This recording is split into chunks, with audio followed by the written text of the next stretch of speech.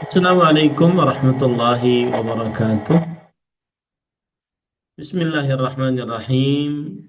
Innalhamdalillah nahmaduhu wa nasta'inuhu wa nastaghfiruh wa na'udzu billahi min shururi anfusina wa sayyiati a'malina. Man yahdihillahu fala mudilla lahu wa man yudlil fala hadiya lahu. Wa ashhadu an la ilaha illallah wahdahu la syarika lah wa ashhadu anna Muhammadan abduhu wa rasuluh. يا أيها الذين آمنوا اتقوا الله حق تقاته ولا تموتن إلا وأنتم مسلمون.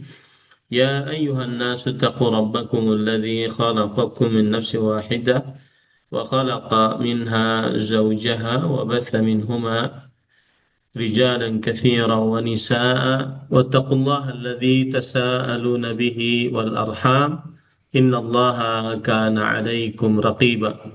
يا أيها الذين آمنوا اتقوا الله وقولوا قولا سديدا يصلح لكم أعمالكم ويغفر لكم ذنوبكم ومن يطع الله ورسوله فقد فاز فوزا عظيما. أما بعد فإن أصدق الحديث كتاب الله وأحسن الهدي هدي محمد صلى الله عليه وعلى آله وسلم وشر الأمور محدثاتها وكل محدثة بدعة وكل بدعة ضلالة وكل ضلالة في النار.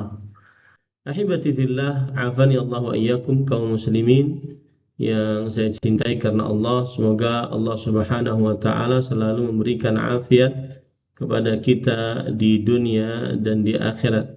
Pada kesempatan kali ini kita membahas tentang masih di dalam anwa'ul kabair, macam-macam dosa-dosa besar.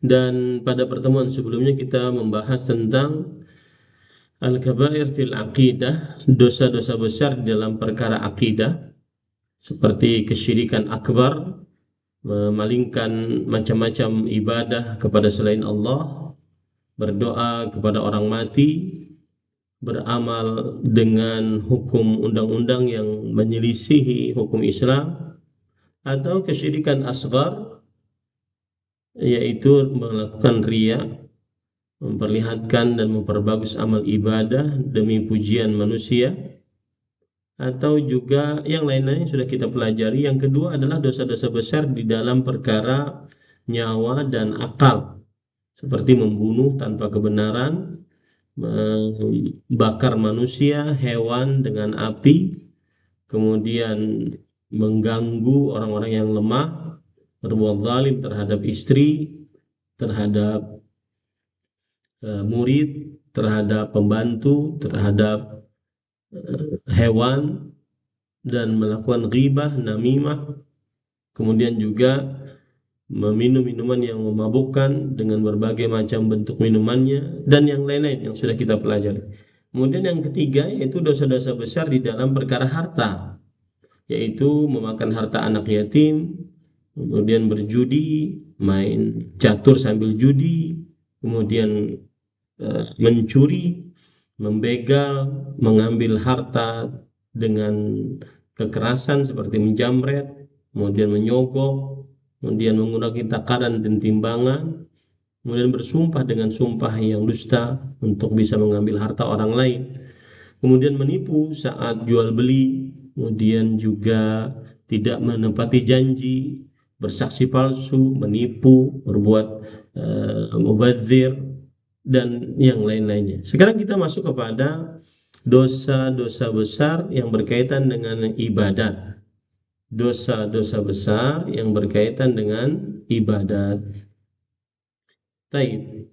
Penulis berkata, al-kabairu fil ibadat tarkus salati atau ta'khiruha an waqtiha bila udhrin. Yang artinya dosa-dosa besar di dalam perkara ibadah, seperti meninggalkan sholat atau mengakhirkannya dari waktunya tanpa ada alasan yang dibenarkan oleh syariat tentunya. Wa man'uz zakati, dan tidak mau membayar zakat, wal iftar fi Ramadan bila uzur, dan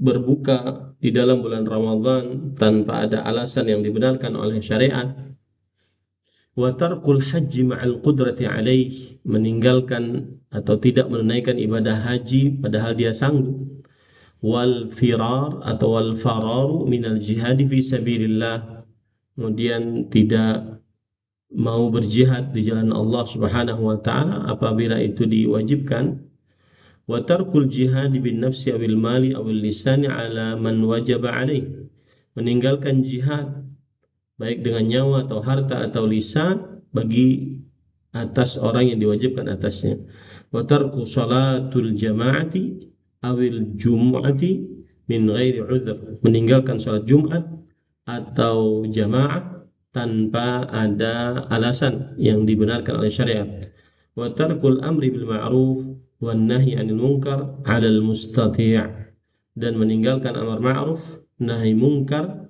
atas siapa yang sanggup untuk mengerjakannya, wa adamu tanazzuhi 'anil minal baul, adamu tatahhur minal baul bil waraq atau bil waraq atau awil hajar awil ma, tidak mensucikan diri dari kencing baik dengan daun atau dengan batu atau dengan air, wa adamul amali bil ilm, dan yang terakhir tidak mengerjakan ilmu, tidak beramal dengan ilmunya.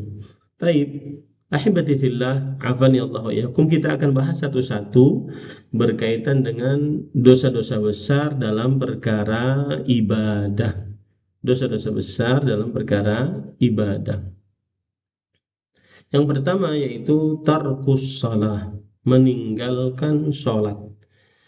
Meninggalkan sholat, kalau meninggalkannya karena menolak kewajiban sholat, bukan hanya sekedar berdosa besar, tetapi dia adalah telah kafir. Saya ulangi, barang siapa yang meninggalkan sholat karena menolak kewajiban sholat, maka berarti dia telah kafir.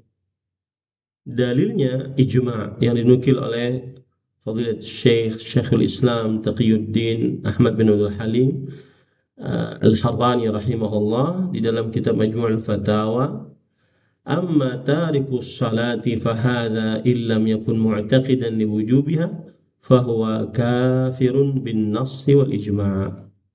Adapun meninggalkan salat, maka jika ia tidak meyakini kewajiban salat, maka ia berarti telah kafir dengan nas, dengan dalil yang tegas dari Al-Quran atau hadis dan ijma'. Kemudian adapun meninggalkan sholat karena malas atau karena meremehkan, barang siapa yang meninggalkan sholat sama sekali, tidak pernah sholat sama sekali dalam hidupnya, baik itu sekali ataupun dua kali tidak pernah, karena malas ataupun karena meremehkan, maka ia pendapat yang lebih kuat keluar dari agama Islam juga. Dan ini adalah mazhab Hambali dan salah satu wajh, sisi dari mazhab Syafi'i, dan salah satu pendapat dari mazhab Maliki, dan ini adalah sebagian ulama salaf berpendapat demikian. Berkata Imam Ibnu Abdul Barr rahimahullahu ta'ala, waqtalafu fil muqirri biha wa bifaradhiha at-tariku amdan li'amaliha wa huwa 'ala al-qiyami biha qadir, faruya an Ali wa ibn Abbas wa Jabir wa Abi Darda takfiru tariki as-salah. Dan para ulama berbeda pendapat tentang orang yang mengakui kewajiban sholat dan dia meninggalkan dengan sengaja perbuatan sholat tersebut padahal dia sanggup untuk mengerjakannya. Maka diriwayatkan dari Ali bin Abi Thalib sahabat Nabi, Abdullah bin Abbas, Jabir bin Abdullah, Abu Darda, pengkafiran terhadap orang yang meninggalkan sholat. Qalu, mereka mengatakan, man lam yusalli fahuwa kafir. Barang siapa yang tidak salat, maka sungguh dia telah kafir. Wa an Umar bin Al-Khattab radhiyallahu an, la hadza fil Islam liman taraka as-salata. Dan berkata Umar bin Khattab radhiyallahu anhu, tidak ada bagian di dalam agama Islam bagi siapa yang meninggalkan sholat dengan sengaja.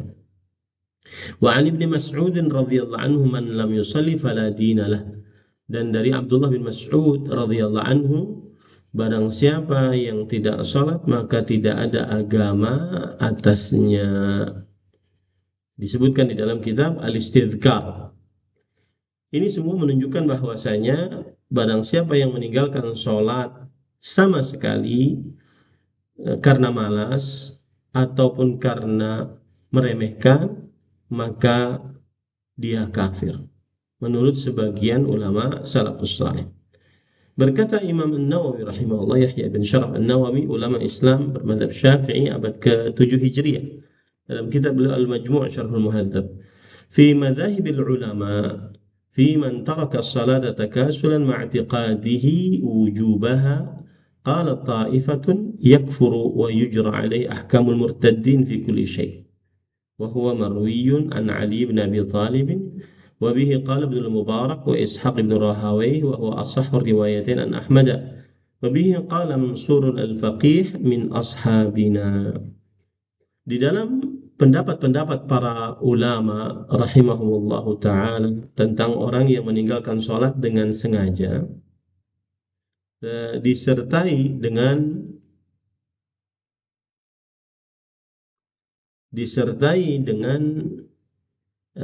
malas, dengan sengaja karena malas, tapi dia meyakini kewajibannya, maka berkata sebagian ulama, orang tersebut kafir dan diberlakukan padanya hukum-hukum orang-orang murtad di dalam segala sesuatu.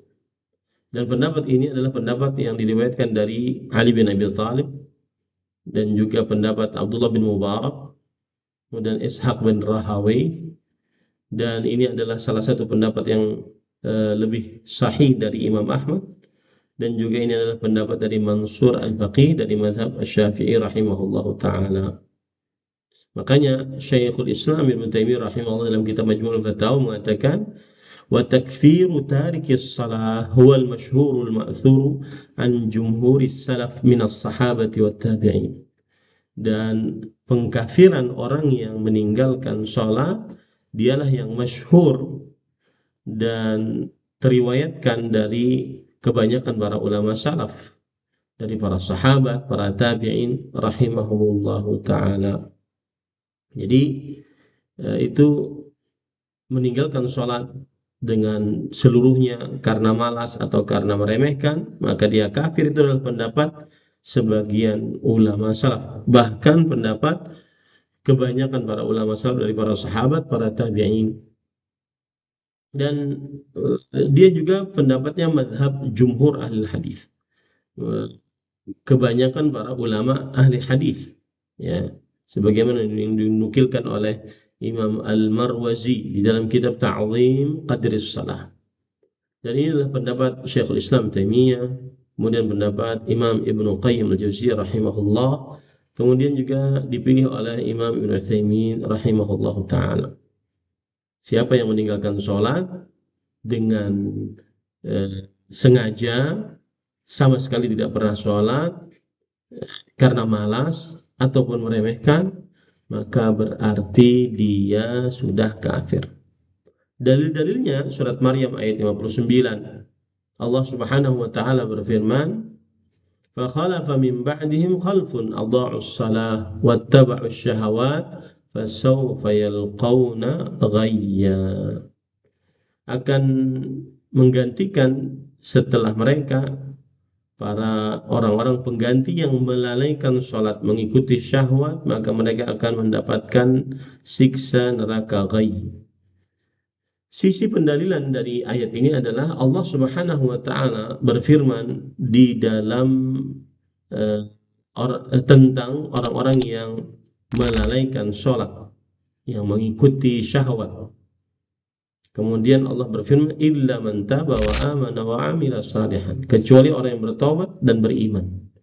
Maka ini menunjukkan kata-kata bahwa kecuali orang yang bertobat dan beriman, menunjukkan kepada mereka ketika melalaikan sholat, tidak sholat sama sekali dan mengikuti syahwat, mereka bukan orang-orang yang beriman.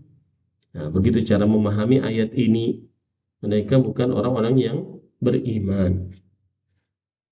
Kemudian yang kedua, yaitu surat Ar-Rum ayat 31, aqimus shalah wa aqimus shalah wa la takunu minal musyrikin, yang artinya, dan dirikanlah salat dan janganlah kalian termasuk orang-orang yang musyrik. Para ikhwan yang dirahmati oleh Allah Subhanahu wa taala, ayat ini menjelaskan bahwa Allah Azza wa Jalla menjelaskan tentang tanda keberadaan mereka termasuk orang-orang musyrik, yaitu meninggalkan sholat. Kenapa mereka dianggap sebagai orang musyrik? Karena mereka meninggalkan sholat. Nah, sebagaimana dijelaskan oleh Imam Al-Marwazi dalam kitab Ta'zim Qadris Shalah. Adapun dari hadis Rasul sallallahu alaihi wasallam yang menunjukkan bahwa orang yang meninggalkan sholat dengan seluruhnya karena malas atau karena meremehkan adalah kafir. Hadis riwayat Muslim dari Jabir bin Abdullah radhiyallahu anhuma.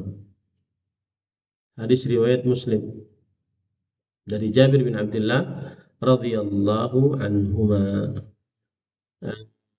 bahwa Rasul sallallahu alaihi wa ala alihi wasallam bersabda, inna bainar rajuli wa bainasy syirki wal kufri tarkus shalah.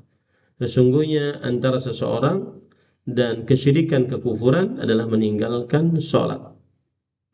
Kemudian juga berdasarkan hadis yang lain, riwayat Imam Tirmidzi, An-Nasai, Ibnu Majah, dan Imam Ibnu Hibban, dari sahabat Nabi Buraidah bin Al-Husayb radhiyallahu anhu, bahwa Rasulullah sallallahu alaihi wa alihi wasallam bersabda, innal ahda alladhi bainana wa bainahumus shalah faman tarakaha faqad kafar. Yang artinya perjanjian antara kami dengan mereka orang-orang kafir adalah perihal sholat. Maka barang siapa yang meninggalkan sholat, maka sungguh dia telah kafir.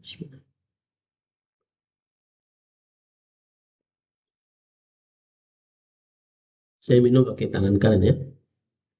Sisi pendalilan dari dua hadis ini adalah bahwa makna yang menyeluruh seperti jenis. Yang artinya barang siapa yang, misalkan saya beri contoh misalkan ya, barang siapa yang berbuka puasa di salah satu hari dari bulan Ramadan, maka dia tidak dianggap meninggalkan seluruh puasa secara mutlak.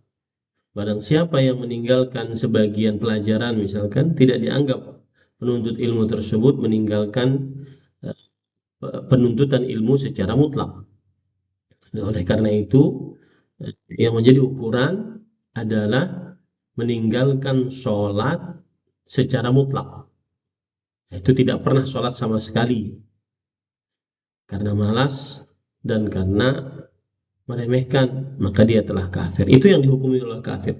Kalau satu-satu, sebagian ulama mengatakan tidak kafir ya. Kemudian juga karena disebutkan tarkus shalah, meninggalkan sholat.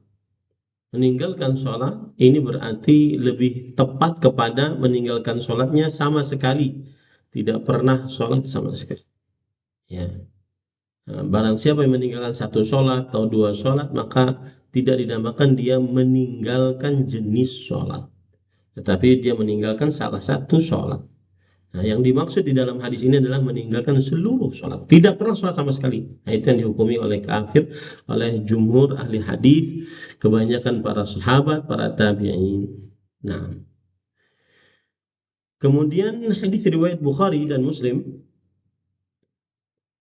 dari Anas bin Malik radhiyallahu anhu, anna Nabiy sallallahu alaihi wasallam kana idza ghaza bina qauman lam yakun yaghzu bina hatta yusbiha wa yanzura fa in sami'a adhanan kaffa anhum wa in lam yasma' adhanan aghara alaihim.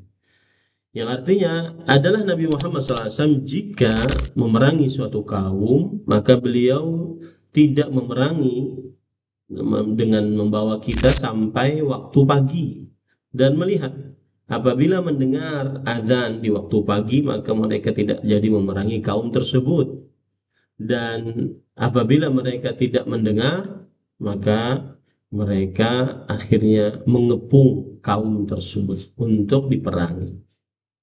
Sisi pendalilan dari hadis ini adalah hadis ini menunjukkan bahwa pendirian sholat mewajibkan hukum Islam. Karena sesungguhnya azan dikumandangkan adalah ajakan untuk mengerjakan sholat. Maka apabila azan menjadi konsekuensi dihukumi dengan Islam, maka sholat dia adalah maksud yang paling agung dari azan tersebut. Artinya apabila tidak sholat maka dia kafir, dan yang dimaksud dengan tidak sholat di sini adalah tidak sholat sama sekali, ya, tidak sholat sama sekali. Nah, kemudian para ikhwan dirahmati oleh Allah Subhanahu wa taala, dalil yang lain yaitu hadis yang keempat yang menunjukkan kafirnya orang yang meninggalkan sholat dengan sengaja tanpa ada alasan yang dibenarkan sholat dan tidak pernah sholat sama sekali karena malas, ya. Yaitu hadis Auf bin Malik radhiyallahu anhu riwayat Muslim dari Rasulullah sallallahu alaihi wa ala alihi wasallam. Beliau bersabda, khiyaru a'immatikum alladhina tuhibbunahum wa yuhibbunakum wa yusalluna 'alaikum wa tusalluna 'alaihim, wa shiraru a'immatikum alladhina tubghidunahum wa yubghidunakum wa tal'anunahum wa yal'anunakum. Qila ya Rasulullah afala nunabidhuhum bisayf? Qala la, ma aqamu fikum as-salah. Sebaik-baik pemimpin kalian yang kalian mencintai mereka dan mereka mencintai kalian. Kalian berdoa untuk mereka dan mereka berdoa untuk kalian. Dan seburuk-buruk pemimpin kalian adalah yang kalian membenci mereka dan mereka membenci kalian. Mereka mendoakan keburukan bagi kalian dan kalian mendoakan keburukan bagi mereka. Wahai Rasulullah, apakah kita boleh menenteng pedang untuk mereka, yaitu pemimpin-pemimpin yang buruk tersebut? Maka para ikhwan dirahmati oleh Allah Subhanahu wa taala, Rasul SAW menjawab, la, tidak boleh. Ma aqamu fikumus salah, selama mereka mendirikan di tengah-tengah kalian sholat.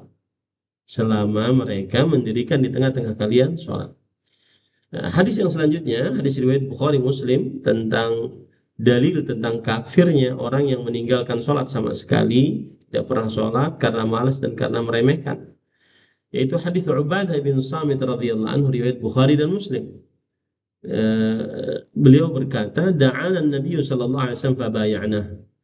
Kami dipanggil oleh Rasul sallallahu alaihi wasallam, lalu kami membaiat Rasulullah sallallahu alaihi wa ala alihi wasallam.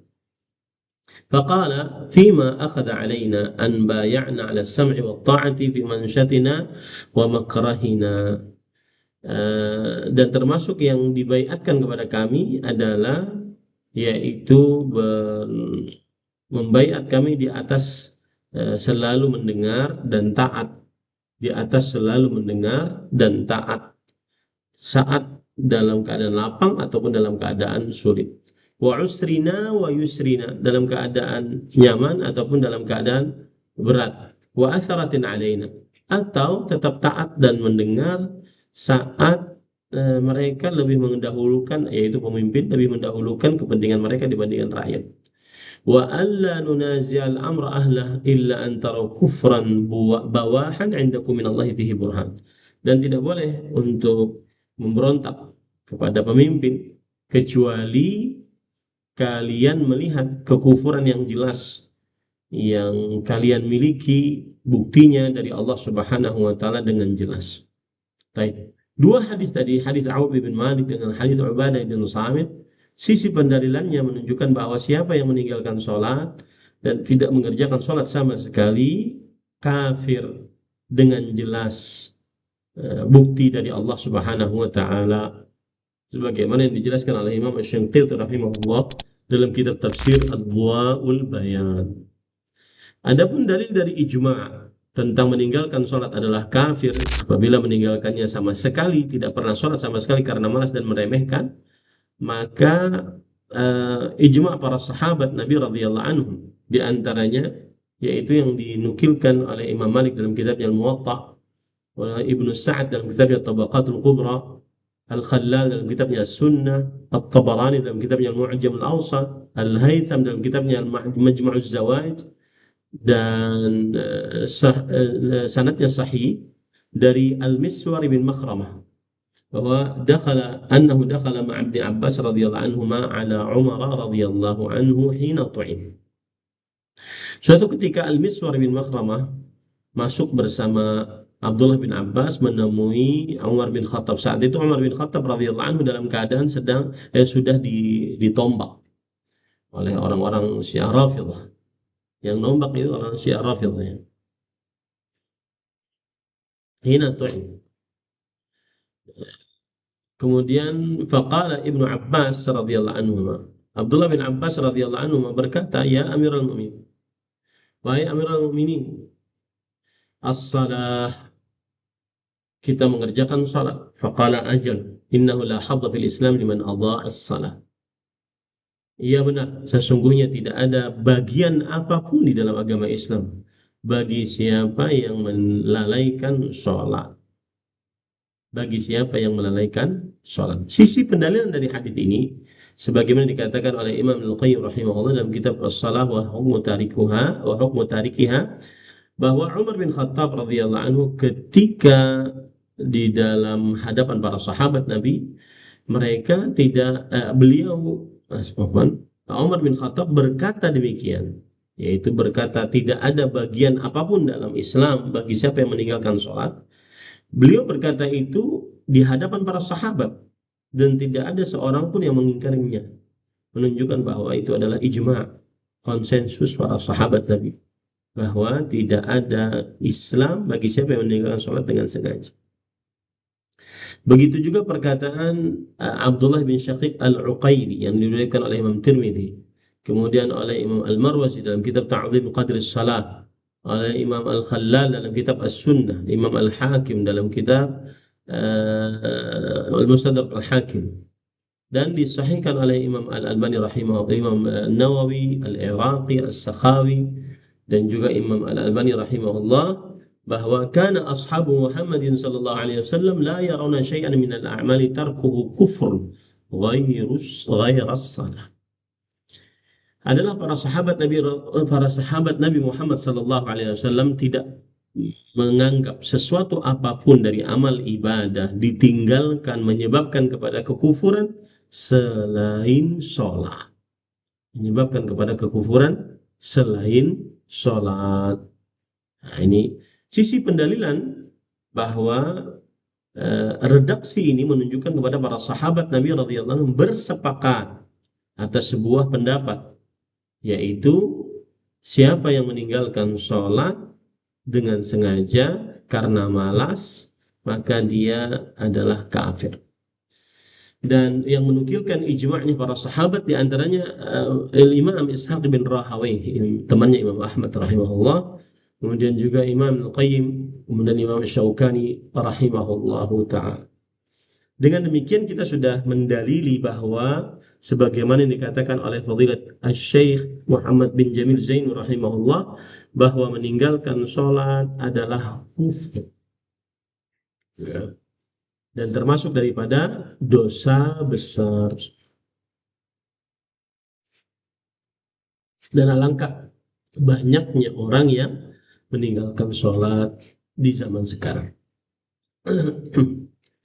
Kemudian au ta'khiruha an waqtiha bila uzur, ya, mengakhirkan waktu mengerjakan sholat tanpa ada alasan yang dibenarkan oleh syariat. Para ikhwan yang dirahmati oleh Allah Subhanahu wa taala, ada hadis yang menunjukkan akan hal itu, dalil bahwa meninggalkan atau mengakhirkan waktu sholat termasuk dari dosa besar. Dalilnya dari Al-Quran adalah Allah Subhanahu wa Ta'ala berfirman di dalam Al-Quran tentang orang-orang yang lalai dalam sholatnya. Allah Subhanahu wa Ta'ala berfirman, "Fawailul lil musallin alladzina hum an salatihim sahun." Lalai orang-orang yang sholat. Neraka wail maksud saya bagi orang-orang yang sholat. Siapa mereka? Neraka wail bagi orang-orang yang sholat. Alladzina hum an salatihim sahun. Orang-orang yang lalai tentang sholat. Abdullah bin Abbas radhiyallahu anhuma berkata, yakni al-munafiqin alladzina yusalluna fil alaniyah wa la yusarruna fis sir. Yaitu orang-orang munafik yang mereka sholat di saat di hadapan khalayak ramai dan tidak sholat saat sendirian. Kemudian juga Abdullah bin Abbas berkata, imma an fi'liha bil kulliyah, atau mereka orang-orang yang meninggalkan sholat sama sekali, sebagaimana sudah kita katakan tadi. Kemudian juga dikatakan oleh Masruq, muridnya Abdullah bin Abbas, Abdullah bin Mas'ud dan Abu Duha, imma an fi'liha fil waqtil muqaddari laha syar'an fayukhrijuha an waqtiha bil kulliyah, atau mereka melalaikan sholat dari waktu yang sudah ditentukan secara syariat. Akhirnya mereka mengeluarkan sholat dari waktunya dengan selalu mengerjakan demikian. Selalu sholat di luar waktu. Ini tidak benar.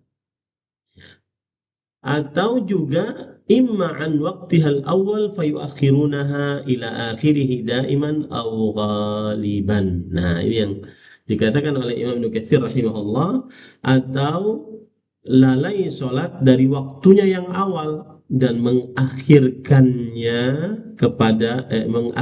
sholat tersebut di waktu akhirnya selalu. Dan kebanyakan dia waktunya selalu mengakhirkannya seperti itu. Dan itulah sholatnya orang-orang munafik, sebagaimana hadis Rasul sallallahu alaihi wasallam, tilka salatul munafik. Tilka salatul munafik. Itulah sholatnya orang-orang munafik. Itulah sholatnya orang-orang munafik. Tilka salatul munafik. Itulah sholatnya orang-orang munafik. Yajlisu yarqubus syams. Kalau sudah adzan asar dia duduk nunggu matahari. Tidak mau sholat langsung. Hatta idza kanat baina qarnai syaitan qama fa naqara arba'an la yadhkurullaha fiha illa qalil. Sehingga ketika matahari sudah di antara dua tanduk syaitan, yaitu matahari itu kalau mau terbenam terlihat dari lautan seperti dua tanduk syaitan, maka ia bangun mendirikan sholat dalam keadaan terlalu cepat, seperti burung mematuk makanannya. Ya. Sholatnya 4 rakaat, tidak menyebut nama Allah Subhanahu wa Ta'ala dalam sholatnya kecuali sedikit saja. Kata Imam Ibnu Katsir rahimahullah, fahadha akhara salat al-asr allati hiya al-wusta. Maka orang ini mengakhirkan sholat asar, yang mana sholat asar adalah sholat yang wusta, yang pertengahan, yang agung. Nah, ini para ikhwan dirahmati oleh Allah Subhanahu wa Ta'ala.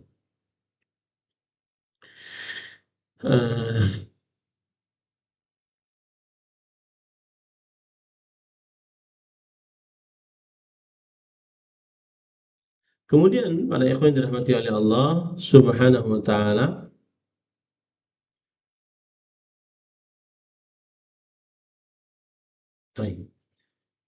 itu dalil dari Al-Quran tentang dosa besarnya orang yang mengakhirkan sholat selalu di akhir waktu tanpa ada alasan yang dibenarkan oleh syariat. Baik, kita lanjut. Kemudian wa man'uz zakah, dan menahan zakat. Dalil yang menunjukkan bahwa menahan zakat termasuk daripada dosa besar adalah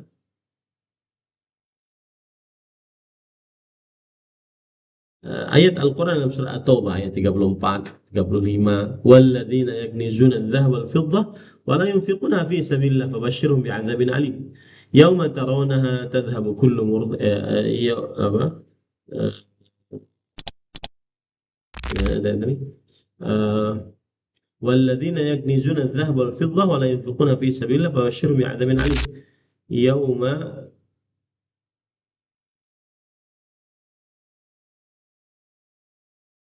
يكنزون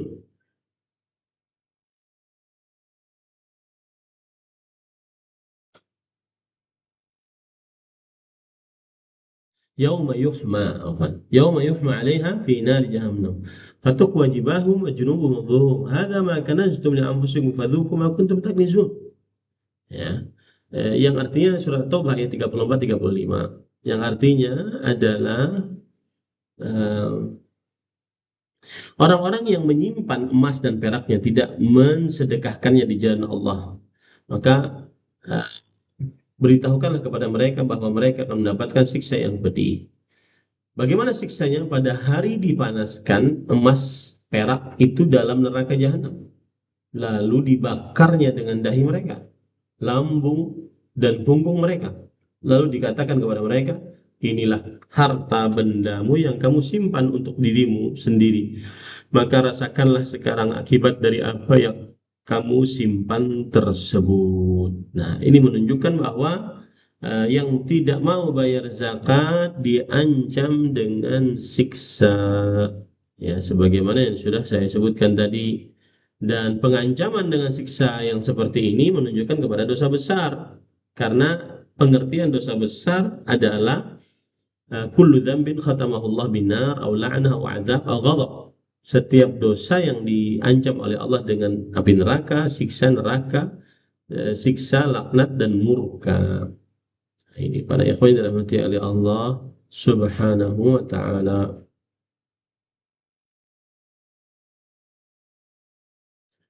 Kemudian juga ada beberapa dalil yang menunjukkan akan hal ini. Di antara dalil-dalilnya adalah yaitu hadis Rasul Shallallahu Alaihi Wasallam.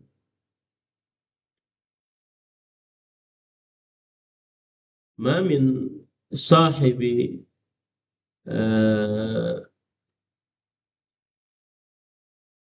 sebentar, ada hadis yang menunjukkan bahwa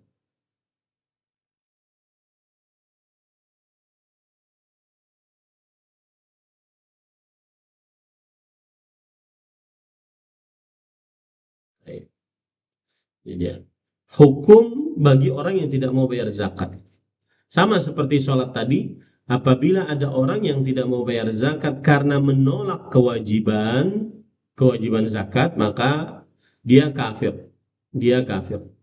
Ya, karena menolak kewajiban zakat maka dia kafir, dan ini ijma' dinukilkan oleh para ulama. Di antaranya Imam Ibnu Abdul Bar dalam kitabnya Al-Istidhkar, amma man mana'aha jahidan laha fahiya riddatun bi ijma'. Adapun yang menahan zakat karena menolak kewajiban zakat, maka itu adalah kemurtadan dengan ijma' para ulama rahimahullah. Imam Nawawi rahimahullah berkata dalam kitabnya Al-Minhaj Syarah Nawawi wala Sahih Muslim, fa inna man ankara fardha zakat fi hadhihi al-azman kana kafiran bi ijma'il muslimin.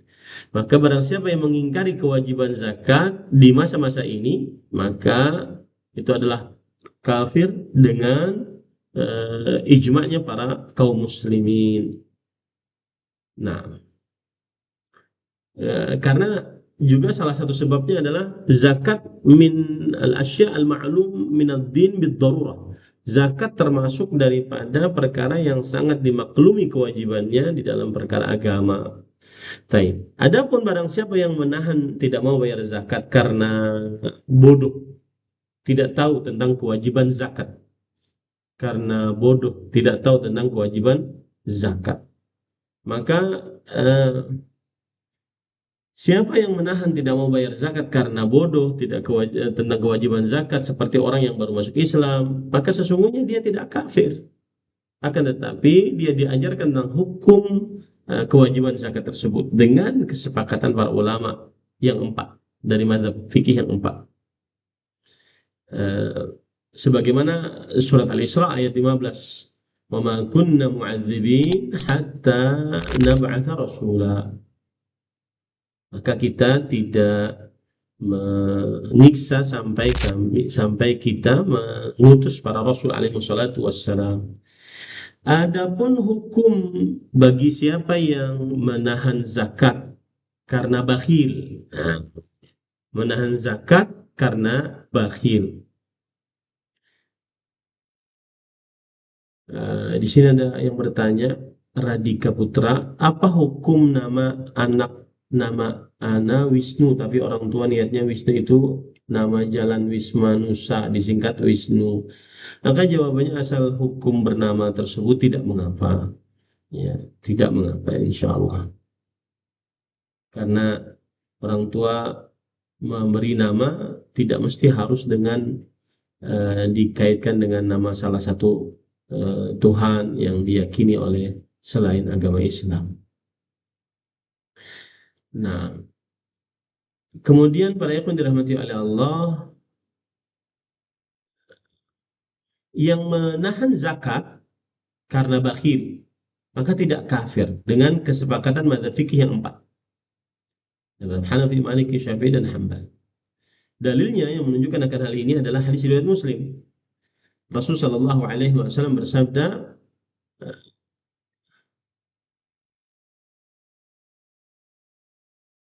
tentang sebentar yang di TikTok, sebentar ya, saya akan teruskan ini dulu baru kita jawab beberapa pertanyaan. ما من صاحب ذهب ولا فضة لا يؤدي منها حقها إلا إذا كان يوم القيامة صفحت له صفائح من نار فأغمي عليها في نار جهنم فيكوى بها جنبه وجبينه وظهره كلما بردت أعيدت له في يوم كان مقداره 50,000 سنة حتى يقضى بين العباد فيرى سبيله إما إلى الجنة وإما إلى النار. Tidaklah orang yang memiliki emas ataupun perak tidak mau menunaikan darinya haknya, melainkan pada hari kiamat ia akan lempengan-lempengan emas tersebut dijadikan lempengan api, lalu dipanaskan di dalam api neraka jahanam, lalu ditempelkan di dahinya, di punggungnya, ataupun di lambungnya. Setiap kali mendingin maka diulangi lagi, di mana hari itu masanya sekitar 50.000 tahun sampai selesai hisab hamba-hamba, lalu baru dilihat nasibnya apakah dia ke surga ataupun ke neraka. Sisi pendalilan dari hadis ini adalah kalau seandainya meninggalkan zakat kafir, maka tidak ada kesempatan baginya untuk ke surga atau ke neraka. Karena kafir tidak ada nasib kecuali nerakanya Allah Subhanahu. Kafir tidak ada nasib kecuali nerakanya Allah Subhanahu wa taala. Nah ini. Baik. Kalau kita lihat hadis-hadis Rasul sallallahu alaihi wasallam dan juga dalil-dalil dari Al-Qur'an, apa hukum orang yang tidak mau bayar zakat karena bakhil tadi?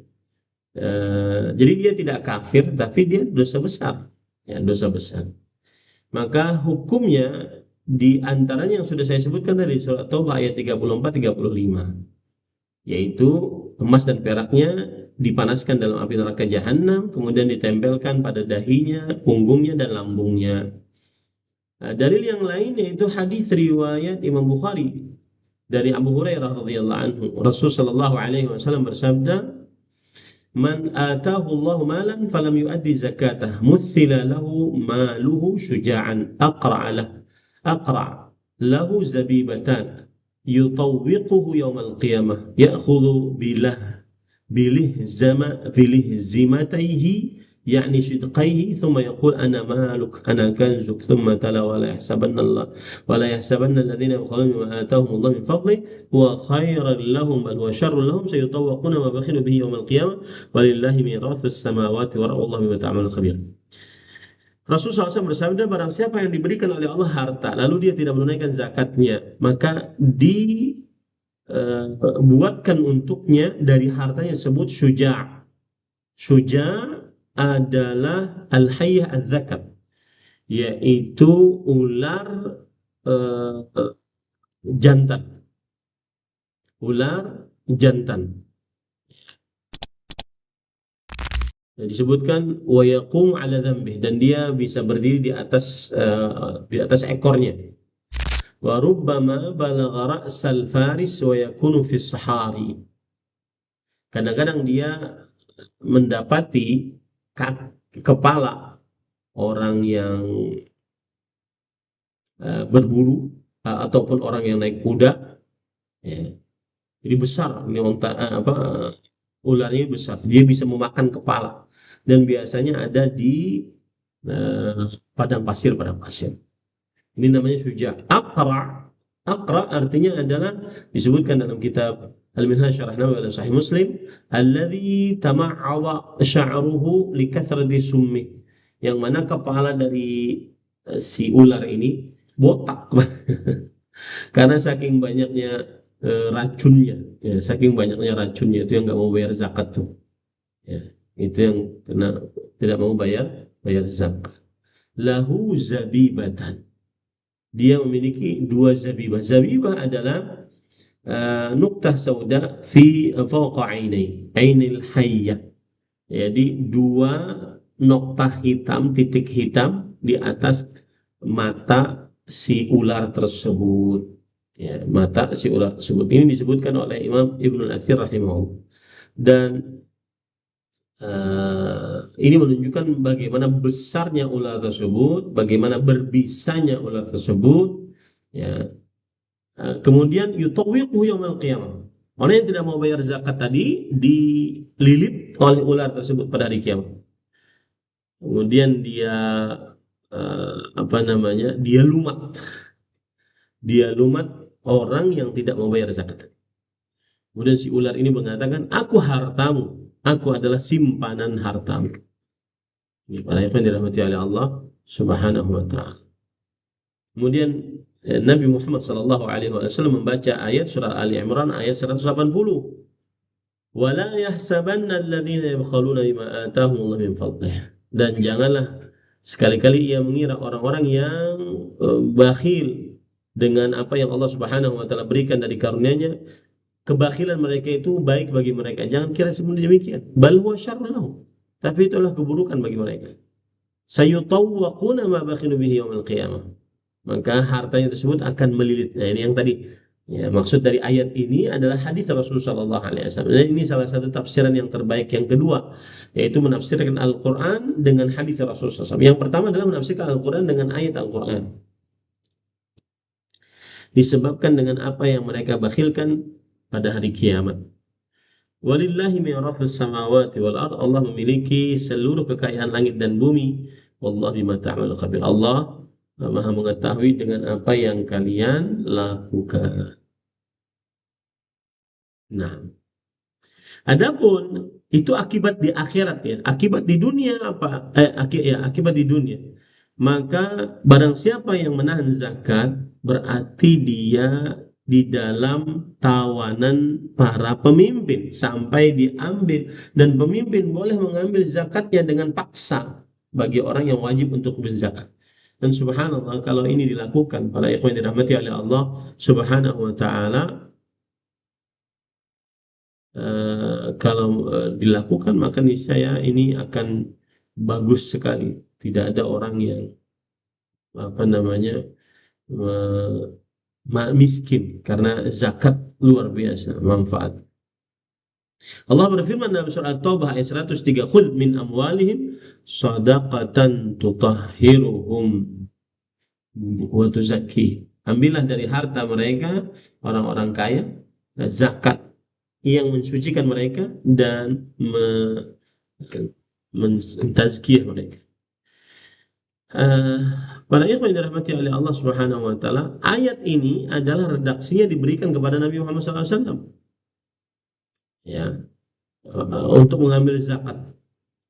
Siapa yang tidak membayar zakat, maka diperbolehkan oleh Nabi Muhammad SAW, oleh Allah Subhanahu wa taala, untuk Nabi Muhammad SAW untuk membayar zakat, untuk mengambil zakat. Ini dalil yang menunjukkan bahwasanya si pemimpin negara boleh untuk mengambil harta zakat. Dan saya nasihatkan lebih baik mengambil harta zakat dibanding harta pajak. Ya, lebih baik itu karena lebih berkah sesuai dengan hadis Rasul Shallallahu Alaihi Wasallam. Nah, nah, baik. Sudah 1 jam kita berbicara, Ustadz. Lebih baik kita cukupkan. Mungkin masih ada waktu, ya masih ada waktu untuk bertanya jawab.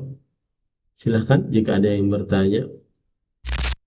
Baik Ustadz, jazakallah khair atas penyampaiannya. Semoga bisa menjadi tambahan ilmu yang bermanfaat untuk kita semua dan menjadi keberkahan untuk semuanya. Barakallahu fikum jemaah sekalian, kita memasuki sesi tanya jawab. Kami berikan kesempatan kepada para hadirin yang ingin bertanya kepada Ustadz, bisa secara langsung dengan raise hand atau bisa mengirimkan pertanyaan di kolom chat. Baik, sudah ada yang angkat tangan di sini. Kami persilahkan kepada Bapak Abi Yahya untuk bisa langsung bertanya kepada Ustadz. Silakan Bapak. Silahkan Bapak Abi Yahya. Assalamualaikum warahmatullahi wabarakatuh. Waalaikumsalam warahmatullahi wabarakatuh. Ustaz, saya ada kejadian mengenai sholat ini. Ustaz, ini kejadiannya sebelum Ramadan ya. Ya, Saya waktu itu kan pengen sholat maghrib gitu ya. Pengen sholat maghrib. Ini bulan Sya'ban. Pengen sholat maghrib itu mampir di satu masjid gitu. suaranya agak Satu dikeraskan, masjid. Pak. Ya, ya Ustaz. Dulu ketika bulan Sya'ban ini, saya waktu maghrib ya Ustaz, mampir lah. Pengen sholat maghrib gitu di satu masjid. Ya. Tapi masjid itu banyak orang gitu, saat ngeriung gitu, nggak tahu ngapain. Saya sampai mau ke situ aja susah gitu. Terus akhirnya ke tempat lain lagi sama begitu juga. Ke tempat lain lagi sama begitu juga. Akhirnya ada satu masjid gitu yang ngasih space lah dikit lah buat ini, buat sholat gitu. Saya terpaksa sholat di situ, tapi berisiknya bukan main Ustaz. Saya sampai nggak konsen. Akhirnya udahlah, saya pergi mutusin. Habis itu waktu Isya saya gabung lah sholat itu sama Isya. Berisiknya Itu hukumnya gimana, gimana? Pak? Sholat Bapak ke masjid, lalu berisik. Orang itu ngeriung gitu, ngeriung baca-baca nggak jelas apa-apa gitu, nggak tahu acara apa. Habis sholat atau bagaimana? Itu apa?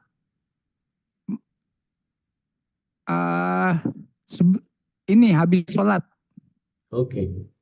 Ya, yang jelas mereka itu ngeriung gitu. lanjut Pak, Bapak akhirnya menjamak dengan Isya. Gara-gara ada apa? Saya nggak konsen gara-gara ini acara mereka itu di masjid gitu. Itu sampai Isya pun, sampai malam pun mereka juga masih kayak begitu. Ya. Itu gimana Ustaz? Saya akhirnya nyari masjid yang agak sepi baru saya sholat di situ. Ya. Bismillah, alhamdulillah, wassalatu wassalamu ala rasulillah wa ala alihi wa ashabihi wa man wala, amma ba'd. Apabila kita pergi ke masjid untuk sholat maghrib, kemudian ternyata mereka mengerjakan setelah sholat maghrib itu acara-acara, maka kita tetap ikut sholat berjamaah di situ. Kemudian kalau seandainya kita sedang safar, boleh saja kita menjamaknya. Allah Subhanahu wa taala berfirman, "Idza darabtum fil ardh falaysa 'alaikum junahun an taqsuru minas shalah." Jika kalian bepergian di bumi, maka tidak mengapa kalian menjamak salat. Ya, menjamak salat. Falaysa 'alaikum junahun an taqsuru, afwan, mengqasar salat maksud saya. Tidak apa kita kalau saat safar kita mengqasar salat, dan kalau seandainya kita diperlukan untuk menjamak saat safar, maka tidak mengapa. Begitu Pak. Adapun ramai orang sholat, kemudian kita tidak mendapati masjid, ya berarti kita bisa sholat di masjid tersebut tetap saja, tetapi dengan suasana yang ramai tadi. Itu lebih utama Pak, sholat di masjid. Ya. Itu yang saya pahami dari pertanyaan Bapak ya, wallahu a'lam. Silakan yang lain. Boleh lagi Ustaz? Silakan. Ya, Yang kedua, Saya sholat di masjid, tapi begitu selesai sholat saya baru sadar masjidnya tuh di sampingnya ada kuburannya gitu. Padahal itu di areal kantor, di areal studio Indosiar gitu. Baik. Tapi saya baru sadar begitu keluar itu loh, masjidnya ini ada kuburannya 2 gitu. Di Padahal mana di area kuburannya, kantor, Pak? di samping, Di samping, dekat di samping iya di samping di masjid, bukan dalam bukan pas di bangunan depannya, masjid atau di dalam di pagar luar, masjid? di luar Ustaz. Tetapi di dalam pagar masjid. Iya, Baik. Bismillah, walhamdulillah, wassalatu wassalamu ala rasulillah wa ala alihi wa ashabihi wa man wala, amma ba'd.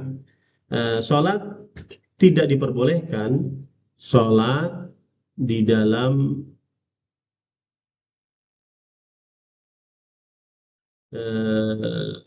masjid yang di dalamnya terdapat kuburan, baik itu kuburan dibangun di atasnya masjid atau kuburan dimasukkan ke dalam masjid, karena ini untuk mencegah dari perbuatan kesyirikan, dan karena dalil-dalil larangan tentang hal tersebut di dalam hadis-hadis yang begitu banyak.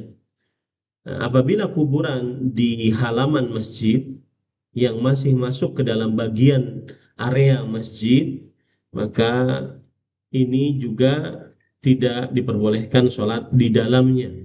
Ya, tidak diperbolehkan sholat di dalamnya. Jadi misalkan saya gambar begini ya Pak ya, bentar, saya ingin gambarkan ke Bapak.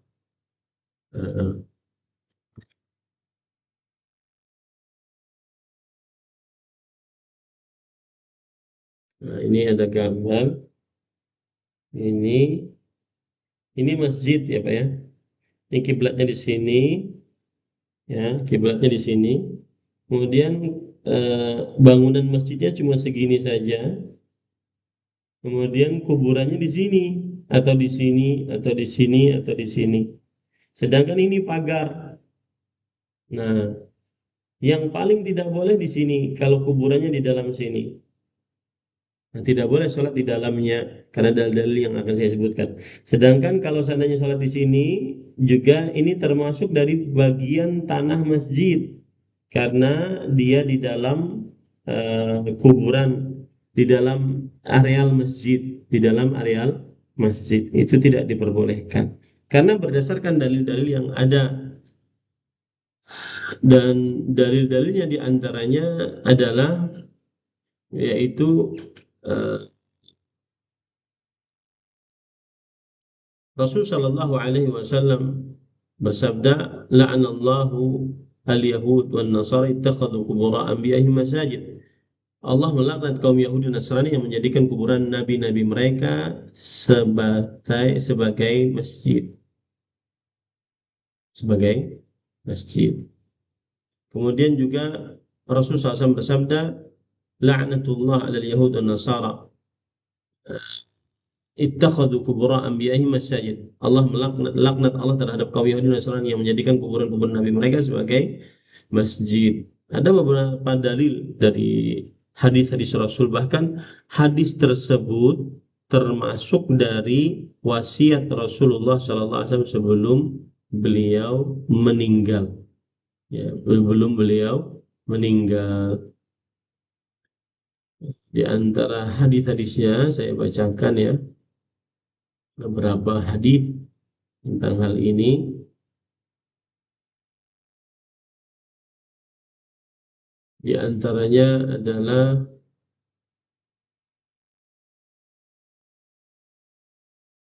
Nabi Muhammad Sallallahu Alaihi Wasallam 3 hari dan 5 hari, sebagaimana dalam hadis Anas bin Malik, kemudian dalam hadis Ummu Salamah, dari hadis riwayat Bukhari Muslim dari Aisyah radhiyallahu anha dan Abdullah bin Abbas, kedua-duanya berkata, "Lamma nazala bi Rasulillah sallallahu alaihi wasallam tafiqa yatrahu khamisatan ala wajhi, fa idza tamma kashafaha an wajhihi faqala huwa kadhalik la'natullah 'alal yahud wan nasara ittakhadhu qubur anbiya'ihim masajid yuhadhdhiru ma sana'u."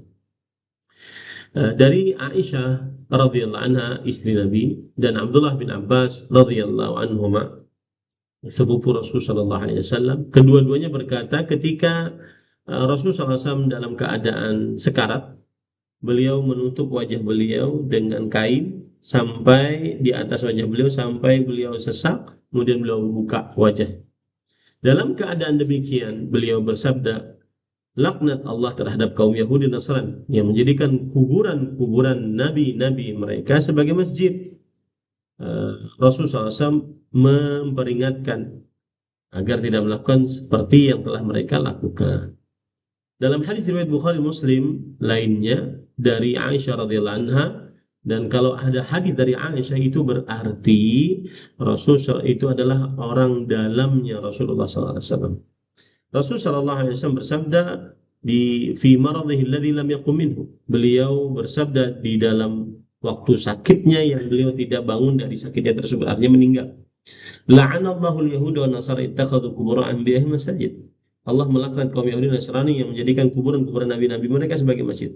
Aisyah radhiyallahu anha berkata, laula dzalika la ubriza qabrah khusyya an yutakhadha masjidan.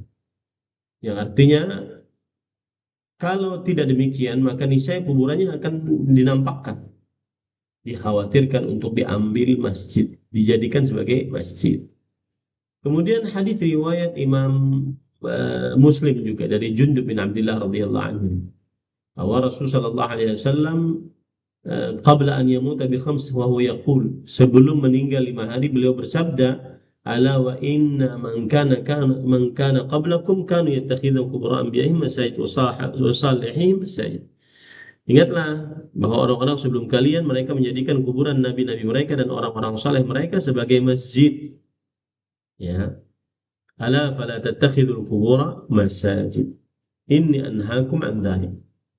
Ya, janganlah kalian menjadikan kuburan-kuburan sebagai masjid. Sesungguhnya aku melarang kalian akan hal tersebut. Aku melarang kalian akan hal tersebut. Nah, ini semua dalil-dalil yang menunjukkan bahwa dilarangnya untuk sholat di dalam masjid yang ada kuburannya. Begitu juga la tusallu ilal qubur, hadis Rasulullah SAW. Janganlah kalian sholat menghadap ke kuburan. Ini semua larangan dari Nabi Muhammad SAW. Wallahu a'lam. Silahkan yang lain. Baik Ustaz, jazakallah khair atas jawabannya. Kita lanjutkan ke Saya ada pertanyaan nih dari kawan-kawan di TikTok. Saya sudah selesai puasa Syawal di hari Jumat. Apakah saya boleh teruskan besok puasa Yaumul Bir? Maka jawabannya boleh, meskipun hari Sabtu, asalkan puasa sebelumnya dan setelahnya. Kan puasa sebelumnya sudah ada dari tadi. Di hari Jumat ini dia sudah puasa Syawal, kemudian puasa hari Sabtunya diperbolehkan. Nah, wallahu a'lam. Silakan Ustaz. Baik Ustaz, barakallahu fikum, kami berikan kesempatan untuk yang saudara saya di sini, Bapak L atau Saudara Widya Umairah, silakan untuk bisa bertanya langsung pada Ustaz. Assalamualaikum Ustaz. Waalaikumsalam warahmatullahi wabarakatuh. Silakan Ibu Widya. Ustaz. Kami izin bertanya Ustaz. Mohon dijelaskan mengenai yang dimaksud dengan kufrun duna kufrin dan contoh-contohnya, dan apakah malah sholat itu termaksud dihukumi kufrun duna kufrin? Baik, bismillah, alhamdulillah, wassalatu wassalamu ala rasulillah. Yang dimaksud dengan kufur duna kufur adalah kekufuran yang tidak mengeluarkan dari agama Islam. Seperti seseorang berhukum kepada selain hukum Allah karena hawa nafsu, tidak menghalalkan, maka ini dia kufur duna kufur. Dia adalah kekufuran kecil yang membuat seseorang berdosa besar. Itu yang dimaksud dengan kufur duna kufur. Kemudian apakah meninggalkan sholat termasuk daripada kekufuran duna kekufuran? Jawabannya, kalau sesekali maka pendapat yang lebih dikuatkan pada pertemuan ini adalah bahwa dia tidak keluar dari agama Islam dan tidak juga dinamakan sebagai kekufuran, di bawah kekufuran. Oh, Ya, tidak dinamakan sebagai kufuran di bawah kekufuran. Tetapi dia melakukan dosa besar kalau mengerjakannya, meninggalkan sholat sekali atau dua kali. Yang nah, Ustaz. menjadi pembicaraan adalah apabila dia meninggalkan sholat sama sekali, tidak pernah sholat, maka ini kekufuran akbar keluar dari agama Islam. Wallahu a'lam. Dari Islam. Jazakallah khairan Ustaz. Baik. Silakan yang lain. Jazakallah khair Ustaz atas jawabannya. Kami coba bacakan yang masuk via kolom chat. Yang pertama dari Uma Siti Linda dari USA. Beliau bertanya, Assalamualaikum warahmatullahi wabarakatuh. Ustaz yang dimuliakan oleh Allah, semoga selalu berada dalam lindungan Allah Azza wa Jalla dan juga selalu dalam keadaan sehat walafiat. Amin. Izin bertanya Pak Ustadz, apabila bergibah itu haram, lalu bagaimana hukum orang-orang yang membicarakan keburukan tokoh-tokoh atau presiden suatu negara di media sosial? Mohon pencerahannya Pak Ustadz. Bismillah, alhamdulillah, wassalatu wassalamu ala rasulillah wa ala alihi wa sahbihi wa man wala, amma ba'd. Haram hukumnya menggibah muslim. Lebih haram lagi menggibah pemimpin muslim. Karena pemimpin muslim itu wajib dimuliakan, didoakan, dihormati, ditinggikan derajatnya, dimuliakan, tidak diperbolehkan, haram. Dan itu adalah akidah Ahlus Sunnah wal Jamaah. Disebutkan di dalam kitab-kitab para ulama, di antaranya dalam kitab I'tiqad Ashabil Hadis, kemudian juga Al-Khallal yang ditulis oleh kitab As-Sunnah yang ditulis oleh Imam Al-Khallal, kemudian juga dalam kitab Al-I'tisam dan yang lain-lainnya. Ini termasuk akidah Ahlus Sunnah wal Jamaah, tidak diperbolehkan untuk menggibah para pemimpin. Dan Rasul Shallallahu Alaihi Wasallam pernah bersabda, isma' wa ati' wa in daraba dhahrak wa akhadha malak, yang artinya dengarkan, patuhi, meskipun dia memukul punggungmu, mengambil hartamu, dengarkan, patuh. Kemudian bolehkah memberontak? Jawabannya la, illa an taraw kufran bawahan indakum minallahi bihi burhan. Tidak boleh memberontak kecuali kamu melihat kekufuran yang jelas dari pemimpin. Tidak boleh menghina pemimpin, tidak boleh. Dan termasuk pokok dasar akidah Ahlus Sunnah wal Jamaah adalah memuliakan pemimpin kaum muslimin, dan tidak ada manfaatnya. Rasulullah Shallallahu Alaihi Wasallam memberikan solusi. Wahai Rasulullah, bagaimana kita ingin mengambil hak kita? Kata Rasulullah SAW, tas'alullah alladzi lakum, mintalah kepada Allah yang merupakan hak kalian. Allah yang ngasih, minta kepada Allah Subhanahu wa Ta'ala. Dan sebagian orang kalau diberikan solusi ini meremehkan. Itu namanya meremehkan Allah Subhanahu wa Ta'ala. Ya. Sebagian orang ketika diberikan solusi, ketika dia mendapati pemimpinnya adalah pemimpin yang zalim, kemudian dia meremehkan solusi tersebut, dia diberikan nasihat untuk berdoa, dia meremehkan. Itu nasihat Nabi Muhammad SAW. Tas'alullah alladzi lakum, mohon kepada Allah yang merupakan hak kalian. Tu'adduna alladzi alaikum, sedangkan kalian sebagai rakyat maka tunaikan tugas kalian, mendengar, patuh, taat di dalam hal yang ma'ruf, tidak boleh memberontak. Saya nasihatkan kepada orang-orang yang menghibah pemerintah yang sah, kemudian muslim ya, kemudian meremehkan kerjaan pemerintah, maka saya nasihatkan jangan sampai gara-gara perbuatanmu itu akan terjadi chaos, karena keamanan itu adalah salah satu nikmat yang paling terbesar, terutama di zaman sekarang. Kita tidak ingin seperti itu terjadi di Timur Tengah. Indonesia ini subhanallah surga dunia setelah Mekah dan Madinah, dua kota suci, itu Indonesia. Subhanallah, semuanya ada. Mau ke masjid ada, mau makanan halal nyaman. Kita sudah pernah keluar negeri, tidak ada yang senyaman Indonesia. Maka jangan sampai dibuat negara ini negara yang menjadi tidak aman. Dan itu bukan syariat Islam. Kita berkata seperti ini bukan untuk menjilat pemerintah, ini akidah seorang muslim. Dan saya ingin mengatakan sesuatu dalam hal perhatikan baik-baik perkara yang ingin saya sampaikan, yaitu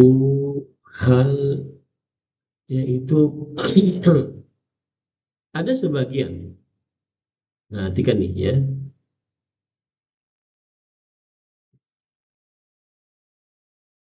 ada sebagian yang mengatakan boleh mencela pemerintah karena pemerintah sekarang zalim, tidak berhukum 100% kepada hukum Islam, dengan dalih perkataan Syekhul Islam Ibnu Taimiyah rahimahullah yang berkata begini, al-imamul adl tajibu ta'atuhu fima lam yu'lam annahu ma'asiyah wa ghairul adl tajibu ta'atuhu fima ulima annahu ta'ah kal jihad.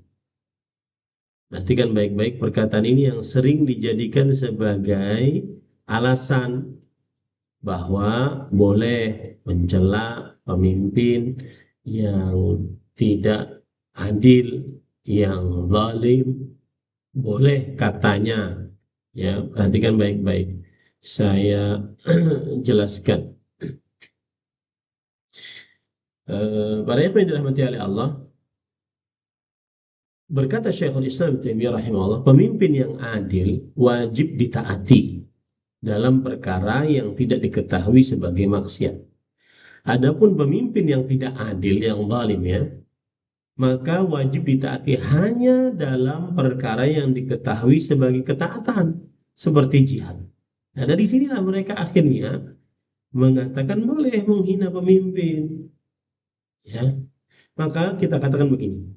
Syekhul Islam Ibnu Taimiyah membedakan antara dua keadaan. Pemimpin yang adil wajib ditaati perintah-perintahnya secara umum selama tidak diketahui bahwa perintah itu merupakan maksiat, karena hukum asal perintahnya adalah selaras dengan syariat. Itu yang pertama, yang adil.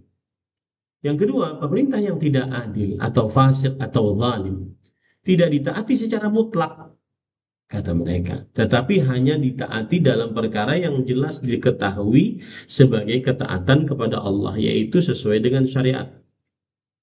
Ini benar, ya. Nah, kemudian apakah ketaatan ini bersifat ibadah atau hanya demi maslahat? Jadi ada sebagian orang yang mengkritik pemerintah dengan menghinanya, merendahkannya, itu mereka mengatakan ya sudahlah, kita taat sebagai maslahat aja supaya tidak disiksa oleh mereka gitu. Maka kita katakan sesungguhnya taat kepada waliul amr, baik ia adil ataupun fasik, pada asalnya adalah ketaatan syar'i yang bersifat ibadah, namun tetap terikat dengan perkara yang ma'ruf. Bukan kita diperintahkan untuk mengerjakan maksiat lalu kita taat, tidak. Tetapi ketaatan kita kepada pemimpin yang adil atau yang tidak adil, yang fasik atau yang zalim, maka itu ketaatan ibadah kepada Allah Subhanahu wa taala. Maka bukan maksud ucapan Syekhul Islam dalam ketaatan kepada pemimpin yang fasik hanyalah sekedar urusan politik atau maslahat duniawi semata. Enggak. Akan tetapi itu tetap merupakan ketaatan kepada Allah selama perintah pemimpin tersebut sesuai dengan syariat.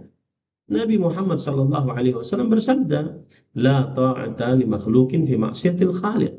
Beliau juga bersabda, inna ta'atu fil ma'ruf. Tidak ada ketaatan kepada makhluk dalam perihal bermaksiat kepada Allah yang Maha Pencipta. Beliau juga bersabda, sesungguhnya ketaatan itu hanya dalam perkara yang ma'ruf. Hadis riwayat Bukhari dan Muslim. Dua hadis ini menjadi ukuran dasar pemimpin yang adil. Maka umumnya pemimpin yang adil, yang tidak fasik, tidak zalim, perintah-perintahnya didominasi oleh perkara yang ma'ruf, maka ditaati. Dan pemimpin yang tidak adil, yang fasik, yang zalim, tidak diterima perintahnya kecuali yang telah jelas merupakan perkara yang ma'ruf. Itu maksudnya. Itu yang kedua. Yang ketiga, kesalahan yang terjadi pada sebagian orang adalah mereka mengira bahwa taat kepada waliul amr yang fasik bukanlah ibadah, melainkan sekedar siasat politik atau maslahat semata. Nah, ini sangat berbahaya. Karena jika dibuka pintu tersebut, terjadi pemberontakan, menjatuhkan wibawa pemerintahan, dan menjadikan hukum-hukum syariat tunduk kepada hawa nafsu. Jadi yang benar adalah ketaatan dalam hal ini, yaitu ketaatan kepada pemimpin meskipun dia zalim. Dan subhanallah, siapa sih yang gak berbuat zalim ke dunia ini? Ya, mana selain Nabi, kemudian khalifah yang 4, ya, mana yang lepas daripada kezaliman? Ya, ini para ikhwan yang dirahmati oleh Allah Subhanahu. Jadi maksudnya adalah ketaatan kepada mereka ini agama, ibadah, dan termasuk mendekatkan diri kepada Allah Subhanahu wa taala. Tapi ingat, bukan ketaatan yang mutlak, melainkan ketaatan yang dibatasi oleh syariat. Jadi ringkasannya begini, yang dimaksud oleh Syekhul Islam Ibnu Taimiyah wallahu alam, ketaatan kepada waliul amr yang fasik bukan karena zat dirinya, tetapi karena pada perintahnya terdapat kesesuaian dengan syariat. Maka ketaatan itu adalah ketaatan kepada Allah, bukan ketaatan kepadanya secara mutlak. Nah, itu maksudnya. Ya. Ini para ikhwan yang dirahmati oleh Allah Subhanahu wa taala. Wallahu a'lam. Baik Ustaz, jazakallah khair atas jawabannya. Masih boleh Ustaz pertanyaannya? Satu lagi ya, karena sini sudah 10:30 malam nih. Baik Ustaz. Satu lagi Ustaz, terakhir pertanyaan dari jamaah di kolom chat. Bismillah, barakallahu fiik Ustaz, izin bertanya, bagaimana dengan hasil pengembangan dari uang BPJS ketenaga kerjaan yang kita terima? Apakah termasuk riba? Apakah dana tersebut bisa disalurkan untuk pembangunan masjid? Untuk perkara ekonomi mungkin lebih tanya kepada ustadz-ustadz yang lebih kompeten di bidangnya, ya. Seperti Ustadz Dr. Erwandi Termidi, Ustadz Dr. Firanda Dirjah, hafizahullah, Ustadz Dr. Musyaffa, hafizahullah, dan Ustadz yang sibuk-sibuk dengan ekonomi lebih baik ditanya.